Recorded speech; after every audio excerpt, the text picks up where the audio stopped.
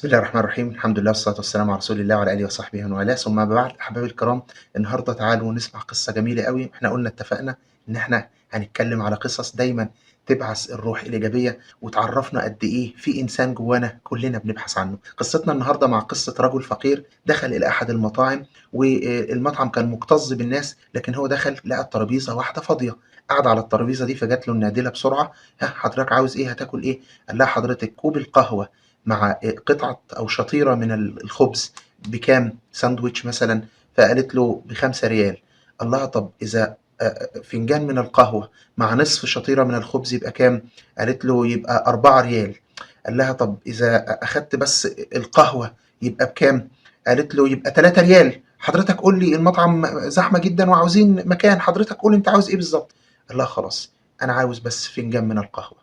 جابت له فنجان القهوة وهي زعلانة جدًا ومتضايقة جدًا. إيه الراجل اللي جاي عشان فنجان قهوة وبيشغل مكان في المطعم وكذا، وفي الآخر يعني المهم جابت له فنجان القهوة. وبعد ما الراجل شرب القهوة وجابت له الحساب، لقت الراجل سايب لها في الحساب 3 ريال أو 3 جنيه أو أيًا كانت العملة، حاطط لها المبلغ ده وكاتب لها: "وهذا كل ما معي، لم يكن معي إلا 4 ريالات، وكنت أود أن أعطيكِ بقشيشًا ولو جنيه أو ريال واحد، هذا ثمن القهوة وهذا بقشيش لديكِ أو بقشيش لكِ."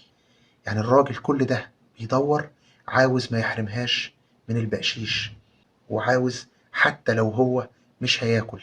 شوف هو بيفكّر فيها إزاي وهي بتفكّر فيه إزاي. لازم نحسن الظن باللي حوالينا، لازم دايمًا ما نفكّرش تفكير أحادي. أرجوكم صحّوا الإنسان اللي جواكم. أتمنى تكون الرسالة وصلت، أتمنى تكون دخلت قلوبكم جميعًا. أترككم في رعاية الله وأمنه. سلام الله عليكم ورحمته وبركاته. السلام عليكم. لا تنسوا الاعجاب بالفيديو والاشتراك في القناة تشجيعا لنا لنستمر بنشر المزيد إن شاء الله.